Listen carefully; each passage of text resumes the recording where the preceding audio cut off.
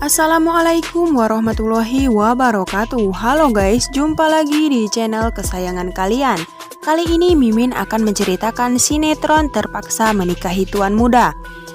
Disarankan untuk kawan semua yang menonton video ini untuk menonton videonya sampai akhir, agar tidak ada kesalahpahaman di antara kita. Dan jangan lupa untuk tekan tombol like, komen, dan subscribe-nya. Dan aktifkan lonceng notifikasinya agar kalian tidak tertinggal video-video terbaru dari channel ini. Episode diawali dengan Abimana yang sedang memakan makanan yang dikirim oleh Kinanti. Selanjutnya David masuk ke dalam ruangan Abimana dan memberikan informasi tentang penelpon tadi malam. Abimana pun menyuruh David untuk mencari informasi orang tersebut dan membawanya ke hadapannya, karena ia penasaran dengan orang yang telah mengancam istrinya. David pun langsung mengatakan, "Baik Tuan Muda." Dan di saat David akan pergi, tiba-tiba saja David melirik ke arah makanan yang sedang dimakan oleh Abimana. Kemudian David langsung bertanya kepada Abimana, "Tuan Muda, sejak kapan kamu membawa makanan ke kantor?" Sambil tersenyum meledeknya. Abimana pun menjadi salah tingkah. Kemudian Abimana menyuruh David untuk pergi mencari orang tersebut. Di tempat lain terlihat Anita mendatangi Reno yang saat ini sedang berada di rumah sakit. Anita memberitahu kepada Reno bahwasannya ia membawa seorang pengacara yang sangat hebat yang akan membantu Reno untuk menyelesaikan masalahnya.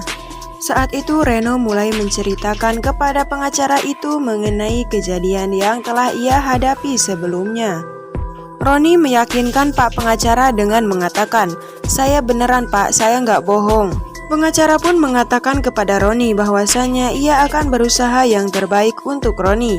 Anita pun berterima kasih kepada pengacara itu. Roni pun tersenyum licik mendengar hal tersebut. Sementara di tempat lain terlihat David mendatangi sebuah rumah dan mengetuk rumah tersebut. David berkata kepada sang pemilik rumah bahwa ia sedang mencari Pak Agus karena Pak Agus telah meneror istri dari bosnya itu. Sontak saja ibu itu pun memarahi David dan berkata, "Jangan pernah fitnah keluarga saya, karena suami saya sudah meninggal." David pun terkejut mendengar pernyataan dari sang ibu itu. Sementara di tempat lain terlihat Abimana yang sedang memperhatikan foto Bastian dan juga Sarah. Abimana pun berkata, "Dulu kau yang telah menghancurkan keluargaku, dan sekarang giliran aku yang akan menghancurkan keluargamu." Selanjutnya terlihat Kinanti yang akan pergi ke supermarket untuk berbelanja. Kemudian Oma menyuruhnya untuk pergi bersama supir. Akan tetapi Kinanti menolaknya dan berkata bahwa ia akan naik taksi online. Setelah lama berbincang-bincang, akhirnya Kinanti pun pamit kepada Oma. Oma pun menyuruhnya untuk berhati-hati. Selanjutnya terlihat Abimana sedang menelpon kepada David dan menanyakan bagaimana hasil pencariannya. Di tempat lain terlihat David sedang menjelaskan kepada Abimana bahwasanya orang tersebut merupakan orang yang pandai menutupi jejak. Abimana pun marah dan berkata kepada David untuk tidak memberikannya sedikit pun celah kepada orang yang akan mencelakakan istrinya, yaitu Kinanti. Selanjutnya terlihat Sarah yang begitu senang ketika mendapatkan pesan dari Tuan Muda Abimana. Dengan senang hati, Sarah pun langsung membalas pesan dari Abimana dengan kata "boleh". Beberapa saat kemudian terlihat Abimana telah tiba di rumah Sarah dan menunggunya di luar. Sarah pun datang menghampirinya. Tidak menunggu waktu yang lama, akhirnya mereka berdua pun memutuskan untuk pergi. Dan kemudian Abimana pun membukakan pintu mobil untuk Sarah. Sedangkan di tempat lain terlihat Kinanti telah tiba di lokasi dengan diikuti oleh seorang pengemudi motor yang sangat misterius. Pria itu membawa sebotol air keras dan akan dilemparkan kepada Kinanti.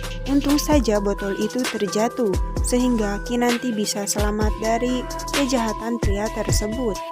Untung saja saat itu David sedang berada di lokasi sehingga David menarik pria tersebut dan terjadilah baku hantam antara David dan juga pria tersebut. Setelah pergulatan yang begitu panjang, akhirnya pria itu berhasil melarikan diri. Kinanti pun langsung menghampiri David dan menanyakan keadaannya. Akan tetapi David malah bertanya kembali kepada Kinanti dan menanyakan keadaannya. Kinanti sendiri saat ini merasa sangat syok setelah kejadian hari ini.